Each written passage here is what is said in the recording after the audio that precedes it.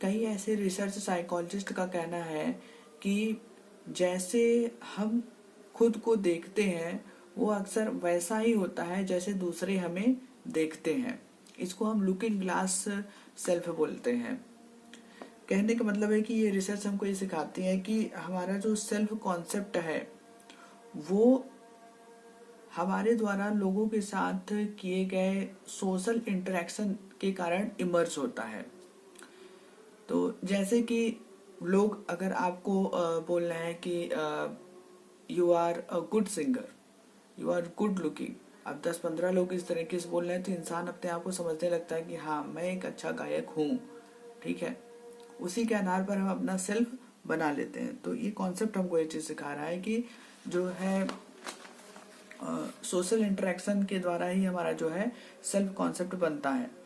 मतलब हमारा सेल्फ उस जानकारी के आधार पर उभरता है जो दूसरे हमें बताते हैं कि हम कौन हैं। ठीक है, तो इसके बाद हम लोग समझेंगे कि डुअल स्टेटस ऑफ सेल्फ क्या है।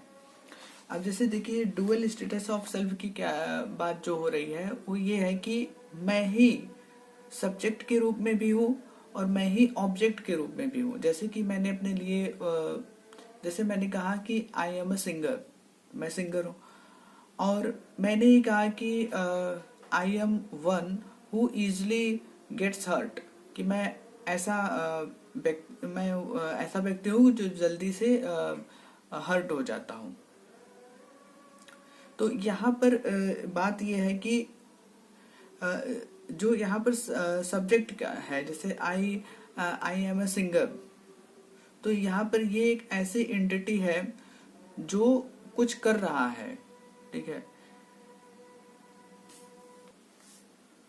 और ऑब्जेक्ट को एक ऐसी एंटिटी के रूप में रखा गया है जिसके साथ कुछ हो रहा है, यानी कि जो सब्जेक्ट है वो एक्टर की तरह व्यवहार कर रहा है, जैसे आई एम सिंगर, और जो ऑब्जेक्ट है वो कॉन्सिक्वेंस की तरह से व्यवहार कर रहा है। और दोनों ही सेल्फ के दोनों ही रूप हैं।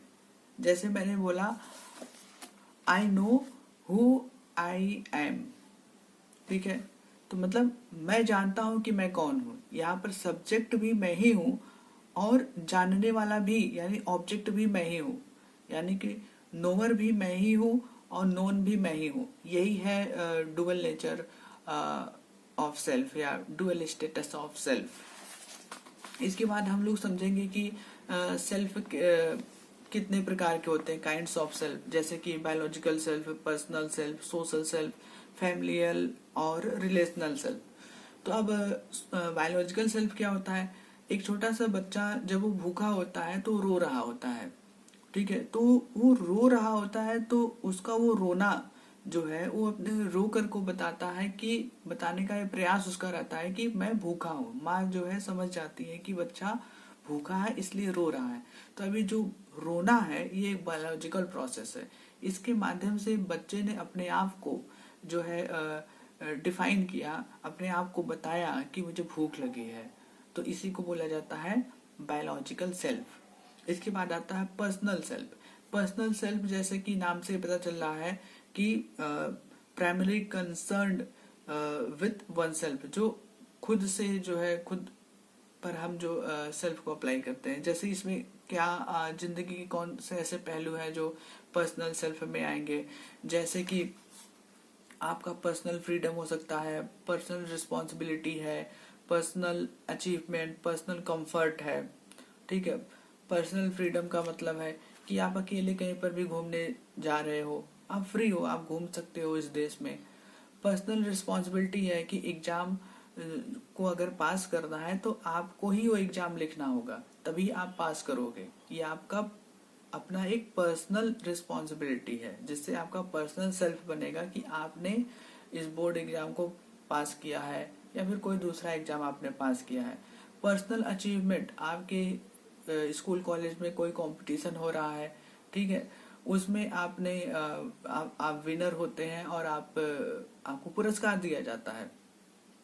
तो ये आपका जो अचीवमेंट है, ये आपका पर्सनल अचीवमेंट है। आपने खुद उस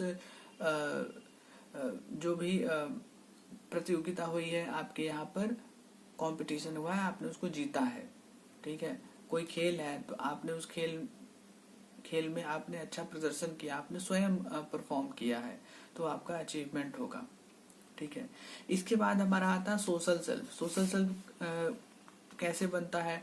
जब हम सोसाइटी में लोगों के द्वारा इंटरेक्शन करते हैं तो वहां से सोशल सेल्फ बनता है। इसमें जिंदगी के कौन से पहलू आते हैं? इसमें आता है कोऑपरेशन। सोशल सेल्फ कोऑपरेशन है, unity, affiliation, sacrifice, support, sharing. Cooperation से मतलब क्या है? आपकी सोसाइटी में कहीं कोई प्रोग्राम हो रहा है, जैसे मान लीजिए दुर्गा पूजा है, गणेश चतुर्थी है, तो वहाँ पंडाल सजाया जाता है, तो आप भी वहां पर जाकर के अपना योगदान दे रहे हो, तो ये क्या है? कोऑपरेशन है। तो आपका सोशल सेल्फ कैसे बना कि आप कोऑपरेटिव हो, लोगों ने आपसे कहा कि ये मिलजुल करके काम करने वाला व्यक्ति है। इसके बाद यूनिटी। आपके स्कूल कॉलेज में कोई खेल हो रहा है तो इसमें 2 टीम बनी हुई है, तो टीम में क्या होता है? यूनिटी होता है। आप यूनिटी बना करके रख रहे हो, आप लड़ाई झगड़ा अपने ही टीम में नहीं कर रहे हो, सभी लोग आपस में यूनिटी बनाए हुए हैं, तो वहां से सोशल सेल्फ का निर्माण होता है। कोई उसी में झगड़ा कर लिया तो उसके प्रति लोगों का थोड़ा अलग रुझान होगा, अलग सोच होगी, ठीक है, अगर उसने बेवजह झगड़ा किया है तो। एफिलिएशन। एफिलिएशन मतलब कि आप जिस भी स्कूल कॉलेज में या पढ़ रहे होगे उसका किसी न किसी यूनिवर्सिटी से वो संबंधित होगा, एफिलिएट है, ठीक है। जैसे मान लीजिए इलाहाबाद यूनिवर्सिटी है, इससे एफिलिएटेड ढेर सारे डिग्री कॉलेजेस हैं, ठीक है, तो वहाँ एफिलिएशन होता है, ठीक है, कि आप किसी से जुड़े हुए हो, या फिर आपने ही कुछ स्टार्ट किया हुआ है, या फिर आप किसी कल्चरल ग्रुप से आप एफिलिएटेड हो, कोई आपके स्कूल कॉलेज में कोई ऐसा कुछ भी हो सकता है, प्रोग्राम हो रहा हो, उसमें आप जो है एफिलिएटेड हैं, ठीक है। सेक्रीफाइस हो गया, त्याग की भावना हो गया। सपोर्ट है, आप सपोर्टिव नेचर के हो, अपने फ्रेंड्स हैं, फैमिली है, लोगों को सपोर्ट कर रहे हो। शेयरिंग हो गया, आपस में दोस्त हैं और मिल बांट करके खा पी रहे हैं, तो वहाँ शेयरिंग है, तो इससे आपका सोशल सेल्फ बना कि आप जो है चीज़ों को शेयर करते हो। तो ये जो सेल्फ है, सोशल सेल्फ है, ये फैमिली और सोशल रिलेशनशिप को ज़्यादा महत्व देता है, वैल्यू देता है। अब जैसे फैमिली हो गया, सोशल रिलेशनशिप हो गया, इसमें ये सारी चीज़ें काम आती हैं।